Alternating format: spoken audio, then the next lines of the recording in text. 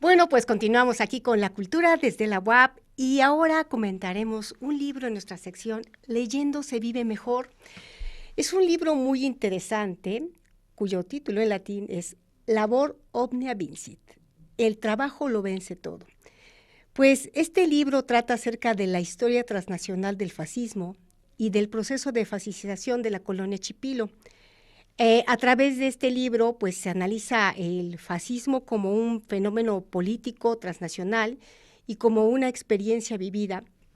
Para ello recurre a una metodología que se conoce como de historia global. Y pues, ¿cómo va? Se va reconstruyendo tanto el campo de las ideas políticas como la trayectoria histórica del fascismo, evidentemente ubicado en Italia, y luego se indaga en torno a las resonancias que ha tenido el fascismo, tanto en la formación del régimen posrevolucionario, evidentemente en Italia y en México, y particularmente en este México entre las décadas de 1920 y 1930. Y pues al tener esta óptica, esta mirada sobre el proceso de fascistización de la colonia, particularmente de aquí, de Chipilo, en Puebla, pues se va estudiando la socialización de los valores, las ideas fascistas entre los colonos, esto a través de varios elementos como los rituales, las liturgias y otras prácticas simbólicas.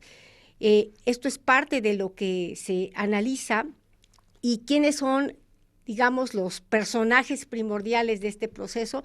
Pues en especial lo que tiene que ver con la liturgia y esto refiere al cura Francisco Mazoco, al cónsul Carlos Mastreta y a las salesianas del Colegio María Auxiliadora. Pero para eso tenemos a nuestro invitado, el licenciado Octavio Espíndola Sago. Él es investigador adscrito a la red de investigadores del fenómeno religioso en México, perteneciente al CONACYT.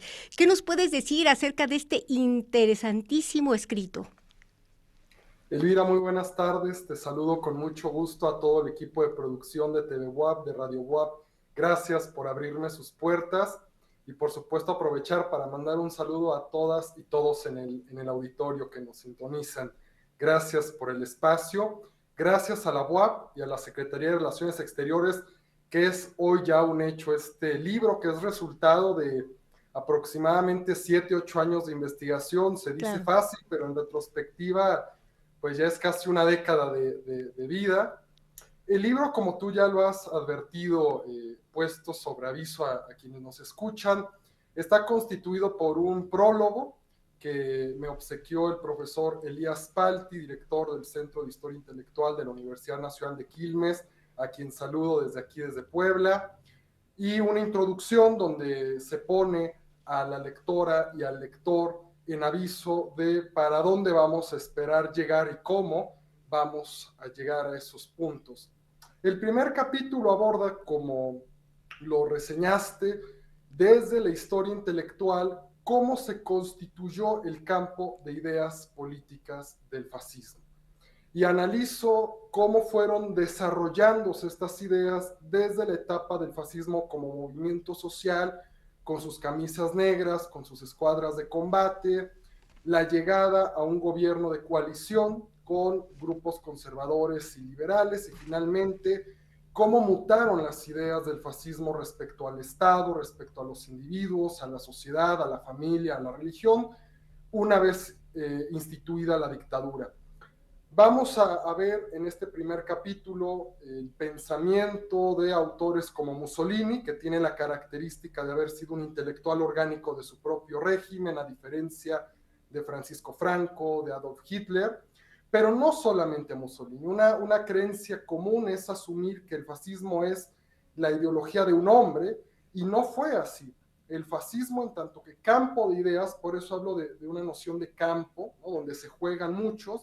Está también Gentile, Giuseppe Bottai, Filippo Tommaso Marinetti, el líder de los futuristas, esta corriente artística que influyó mucho en el estridentismo mexicano y en el Claro. muralismo. Conrado Gini, alguien que los economistas conocen bien porque es el que creó el índice de Gini para medir la desigualdad. Alfredo Rocco, digamos, hago una aproximación al pensamiento de estos autores y de estos hombres de Estado. De ahí, en el segundo capítulo, abordo en dos sintonías el fascismo como un fenómeno político transnacional. ¿Qué significa este trabalenguas? Quiere decir que entendemos al fascismo en el libro no como algo que nació en Italia, que surgió ahí, que pereció ahí, y únicamente en el resto del mundo se dedicaron a copiarlo, a malimitarlo, sino que fue un fenómeno que, si bien tiene un lugar de origen, dejó de pertenecerle a ese punto de origen, porque el fascismo ejerció una fuerza magnética tal que lo vamos a ver en la India, en Turquía, en Egipto, en Europa y en Latinoamérica. Nombres como Cárdenas, como Perón, como Irigoyen, van a sonar muchísimo. A mí me interesa particularmente el caso mexicano, y no Cárdenas, que generalmente populismo y fascismo van de la mano, sino un poquito más atrás. La década de los 20 y los 30, que es lo que conocemos en los libros de texto de historia como el Maximato, el periodo de Calles.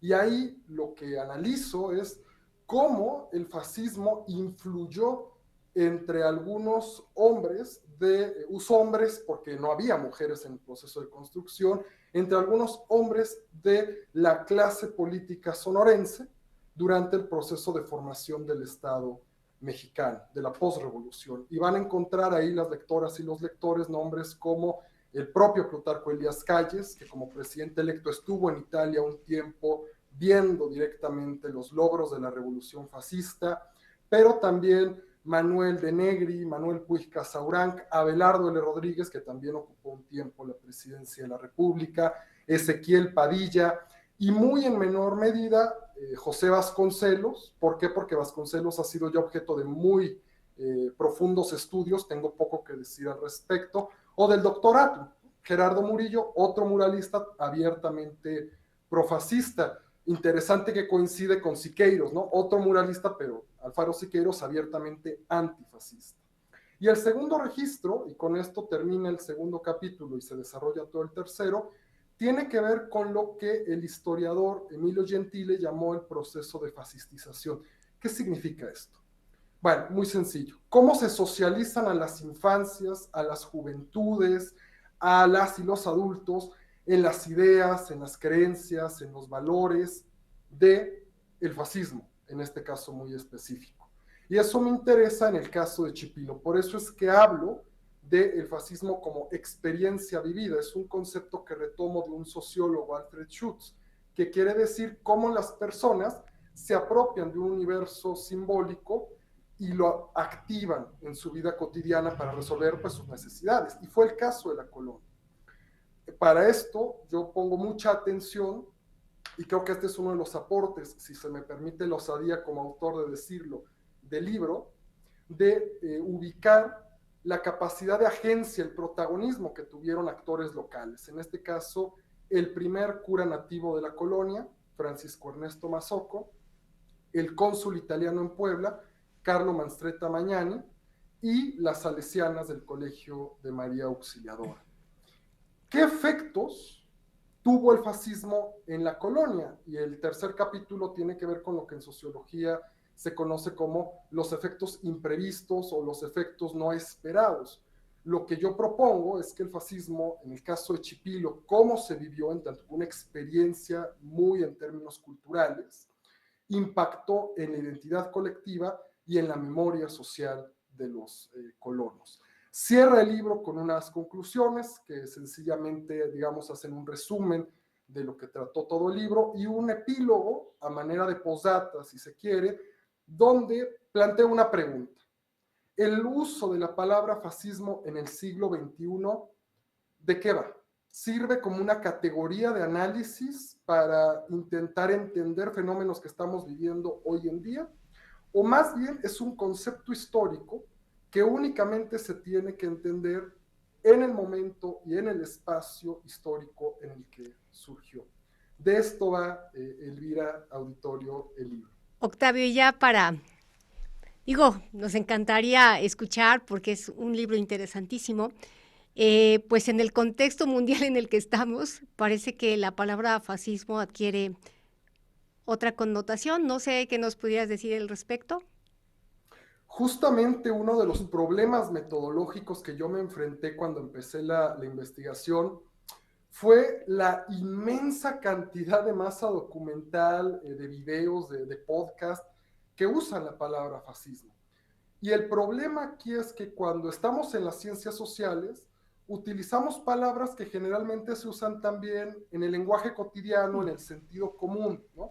Y esto llega a implicar ciertas disonancias cognitivas, ¿no? Ciertos problemas, porque no siempre el uso cotidiano de una palabra refleja el espesor de ese concepto. Y es el problema del fascismo. A mí me llama mucho la atención que lo mismo tienes actores políticos de izquierda hoy en el siglo XXI, en México, en Estados Unidos, en Europa del Este, actores de izquierda que se refieren a actores de derecha como fascistas y actores de derecha que juzgan a los actores de izquierda como fascistas. Y uno dice, caray, pues si todos critican a todos como fascistas, en realidad, ¿qué es el fascismo, no?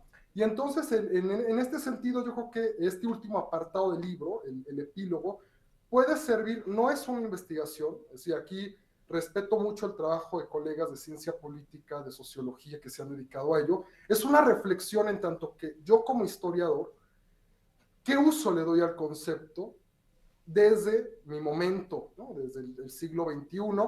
Y yo creo que el gran planteamiento aquí es que las palabras nos tienen que servir para comunicarnos, para dar luz a lo que estamos viviendo. Y si una palabra entorpece la comunicación más de lo que la facilita, oscurece más de lo que da luz, creo que entonces ahí nos aparecen banderas rojas, como ahorita los memes está de moda, ¿no? Respecto a esa palabra, y creo que es el caso del fascismo. Quisiera Pues simplemente decir que en este sentido mi libro hace un llamado a que se entienda primero la historia del concepto, te y solo agradecemos después de eso muchísimo